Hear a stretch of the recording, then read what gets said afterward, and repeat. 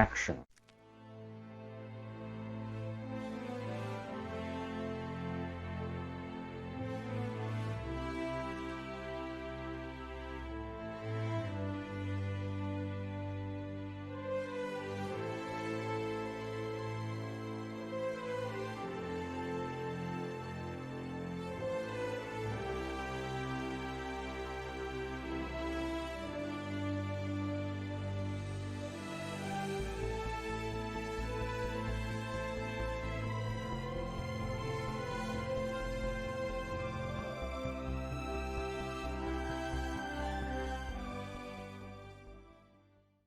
Question number 13. Do Seventh-day Adventists understand climate change truth? Seventh-day Adventists have been very informed during many historical events for a long period of time. I should say more informed than any other to them. Even given enlightenment through visions and dreams. However, today, with the increasingly busy life and the pioneers long gone, how many really remember the past enough to recognize the parallels? Let's look at the SDA's view on climate change here. These are very interesting things to consider. 1888. This is the U.S. Congress debates National Sunday Rest law. Okay? Now, I hardly need to remind you of the U.S. National Sunday Rest legislation that was brought to the U.S. Congress back in 18. When you read the long court cases, hearings, you soon realize the strongest opponent to the National Sunday Law way back then was actually big business. It was not Brother Alonzo T. Jones alone that led the victory against the Sunday Law. It came down to meat providers unable to ship meat. It came down to trains with air conditioning cornering the market. It came down to the Postal Service unhappily having to pay employees not working. The courts appealed to big business. And once the court realized also that the National Sunday Rest Law, the Blair's Bill, was actually more of a national Sunday religious law, well, it was easily denied. However, today, big business obstacles are not a problem for the Sunday Rest Law. Because big business, not Trump, destruction of the earth when it comes down to it. Right? Good argument. Nor the endless children leaving school to strike. Can it? It no longer has to be attached to anything religious. However, we know the ultimate prophetic result of Sunday rest is Sunday worship and the false Christ. Yes.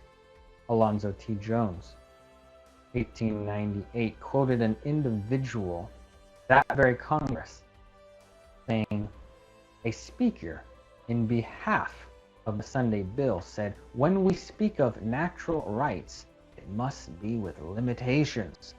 Natural rights of the individual in the community are subordinate to the common good. See what I'm saying? See, they've been at it a long, long time. Keep in mind the Vatican's keywords, right? Common good. You can find them all in Laudato Si. Common good. Mentioned by the Pope all the time now. He regularly speaks of Sunday rest, climate change, which is a common good. You see, all we have to do is look at our history, read the Bible, remember, pray, because we're living the replay. So what else do SCA leaders say about climate change, the climate change situation? Let's look at what other Adventists are saying. January 5, 2018. Today's prophets. Are there prophets today? There have been a few proclaimed prophets from the SDA Church the last 30 years or so. I'm aware of two specifically, which still receive dreams even to today. And I hesitate to share this, but this SDA woman, or possible messenger of God, has dreams and needs to be tried and tested. Okay? But let's see what she says about all these things. Here's one of Daisy Escalante's dreams. Quote, I heard joy and rejoicing because we'll have Sunday to rest, she said in her vision, and it will not be a working day anymore. My being shook, she said, when I heard this. I exclaimed, that's it, it's over. This is what we've been waiting for. The companion said to me, everything is ready. There's no more protest. All the way prepared. Great world drama. My heart began to beat, she said, vigorously. My chest was filled with horror. I felt that I lacked air. I asked, what will happen to those who have escaped so far? And what will happen to those who are still waiting, have not yet left the cities? He answered me, with a soft and sad voice. Those who have waited so far, their fate has been decided. While I was there, sad listening to this, the scene changed for me. I saw how this law was already in force, and how those who had delayed were suffering agony. So it says, I saw the beginnings of the process that we were all waiting for, the Sunday law. I saw that many, for food and because of disease, fell at the feet of the decree.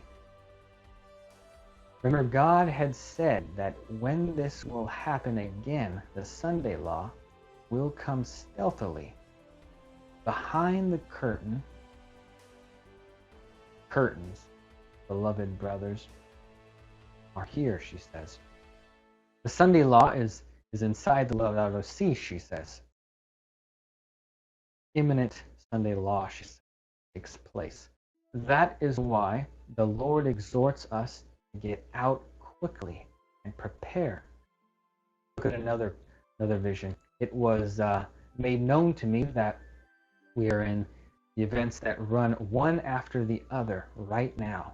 These are the judgment of the living and the Sunday law, and then the end of grace for those who know the SDA's message.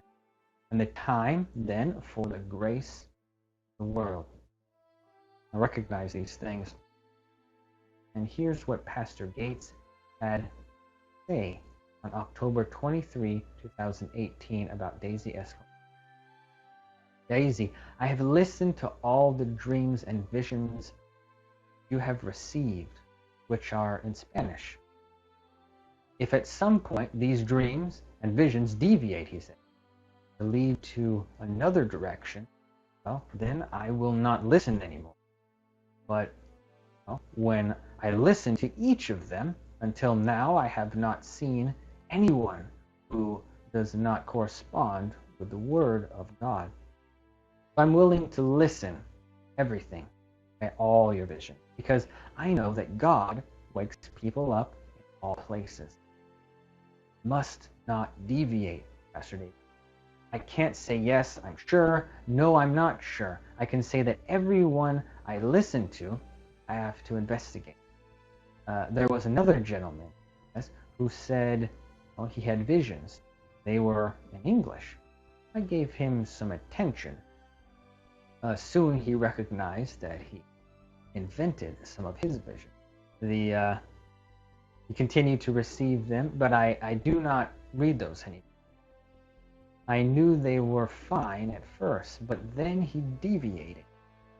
Now, so whether you know right now who's a true or false messenger, okay, one thing is for sure, okay, this is me speaking. Daisy Escalante is sharing this very same message that you're listening to right now, okay, and much more. It's simply something to think about, because we know that in the last days, saith God, I will pour out my spirit upon all flesh. Your sons, your daughters shall prophesy. And your young men shall see visions. Your old men shall dream dreams. Acts 2:17. Very interesting. So we must not look with suspicion, but with prudence, with testing, read and compare with Scripture. We all have to make the decision upon the dreams of those in the last days. And what about some of the other SDA folks? Right?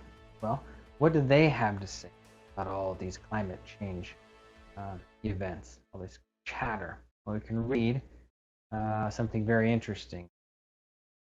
January 14, 2019, Ryan Fortune, he recalls his journey from conservative Seventh-day Adventists, would soon be covering the stories of the new South Africa in a period he calls absolute freedom in South African journalism. Now, a core member of UCT's African Climate and Development Initiative to have the urgent conversation about climate change, species extinction, and denialism, activism, and even in Jesuit circles, such as the following, December 7, 2018, where he is also here at the FAFSA, where he stands at the Southern African Faith Communities Environment Institute, an ecumenical group. Jesuit brother says, quote, "Church must act on climate change." But brother said, if we want to change the situation, we need to name it. We need to name it, and we need to shame it. Then, Ryan Fortune, a former Adventist, he said in response, people who have got us to this place have names, addresses, call them out. Going to require unprecedented changes. Nature is God's second book. The Jesuits and Adventists together. The movement is strong. It's convincing, especially to young people. And its conquest is going to get very, very fierce, very, very soon. Then another quote about SDAs and climate change. May 14, 2019. Ontario, Canada, Seventh-day Adventist Conference's inaugural Earth Day Summit inspires thousands to care for the planet. Interesting.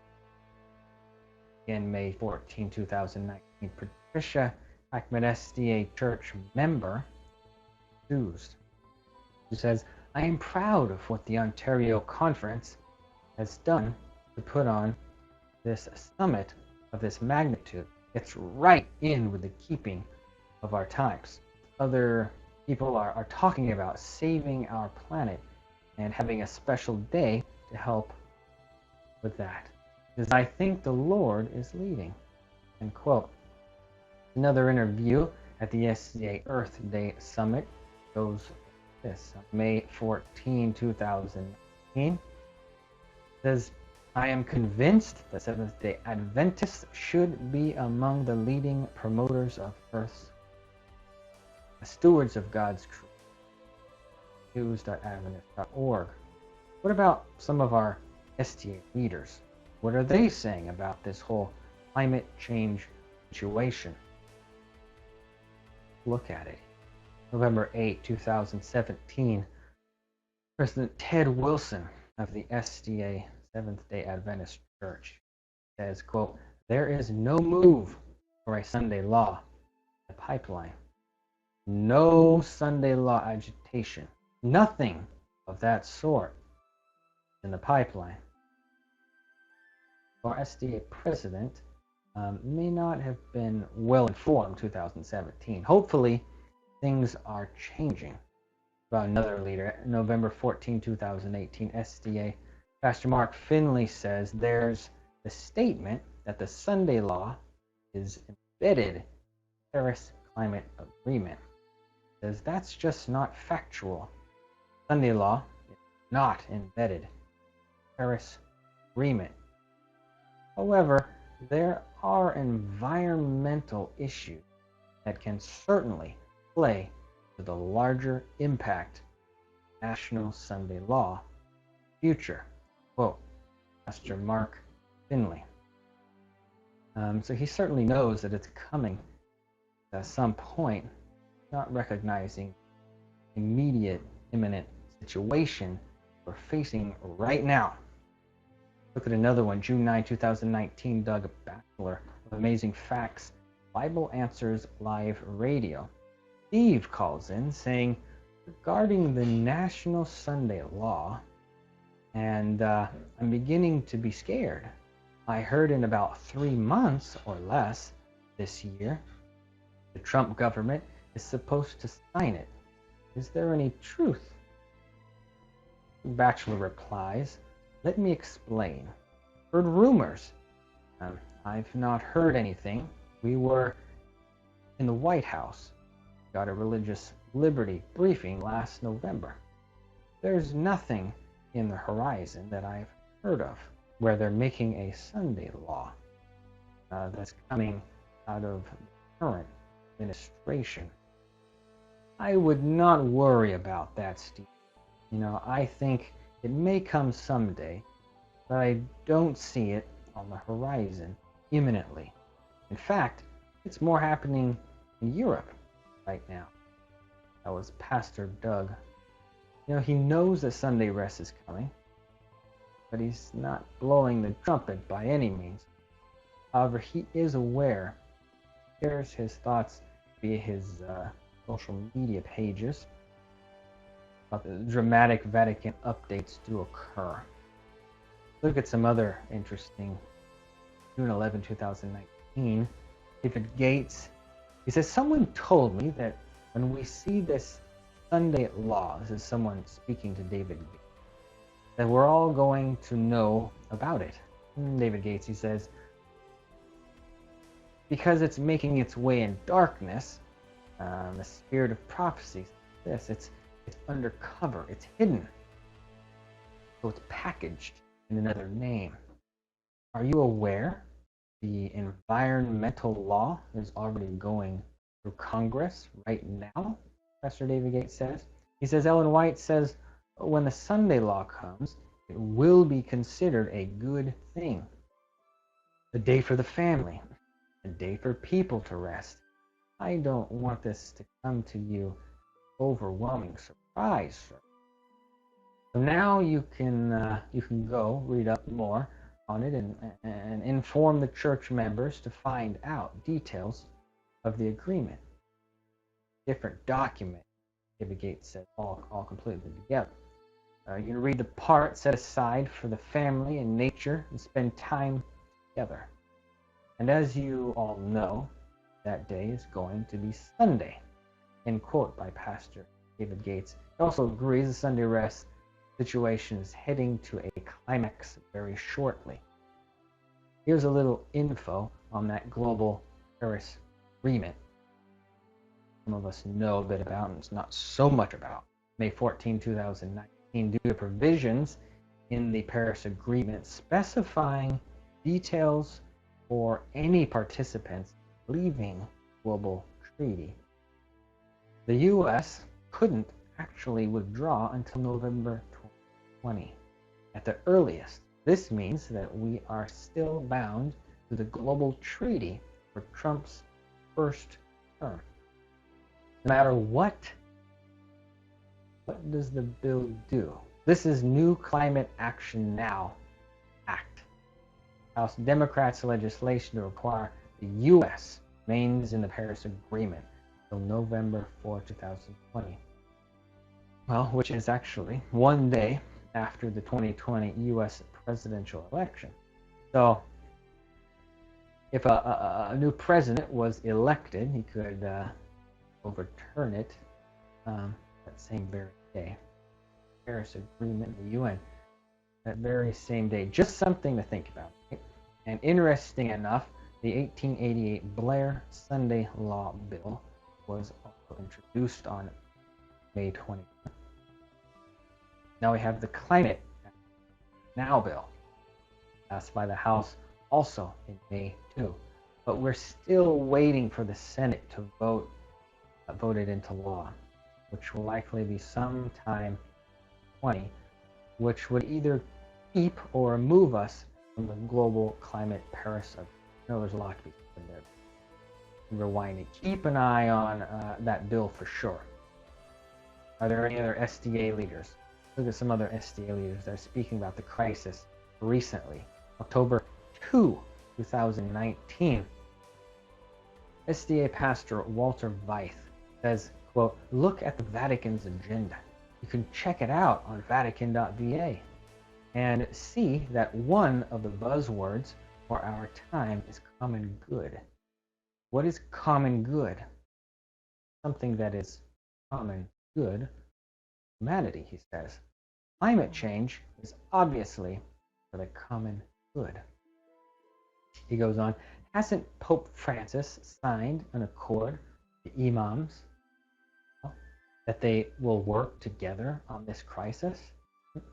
Hasn't the ecumenical movement gathered all the religious role players under one roof?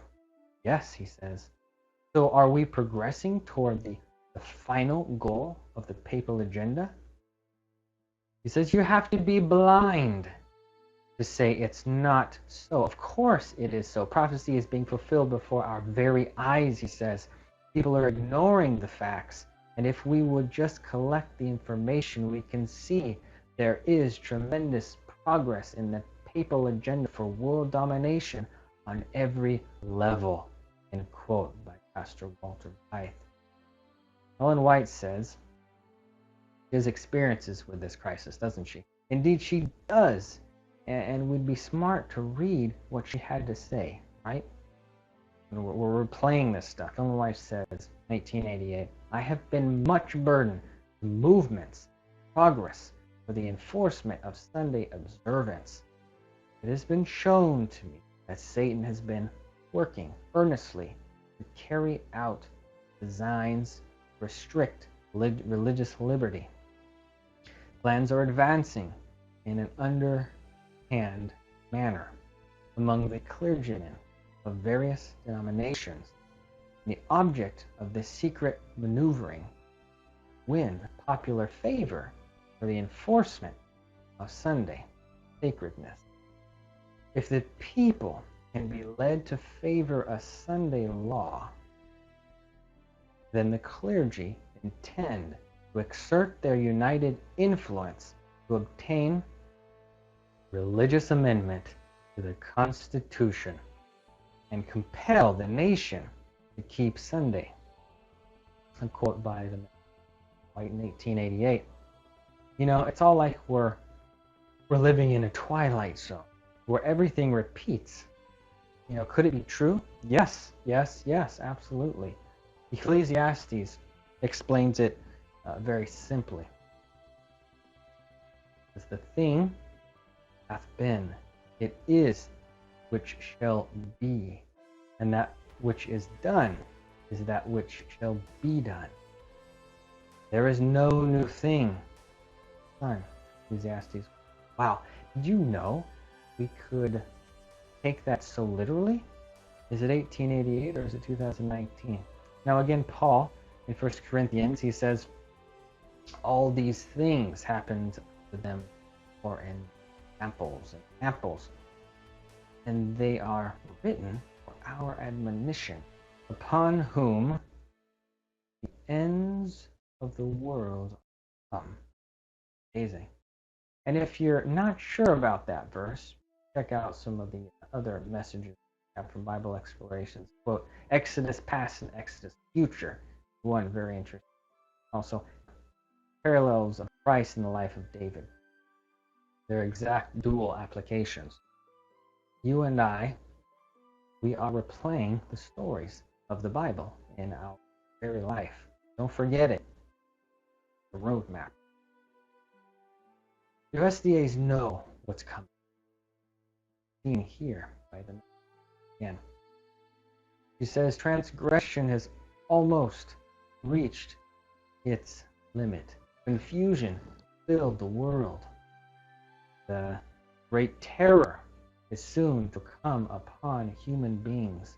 The end is very near. God's people should be preparing for what is to break upon the world as an overwhelming quote. You know, if it was going to be an overwhelming surprise in her day, it's no doubt it's going to be a surprise for us people today.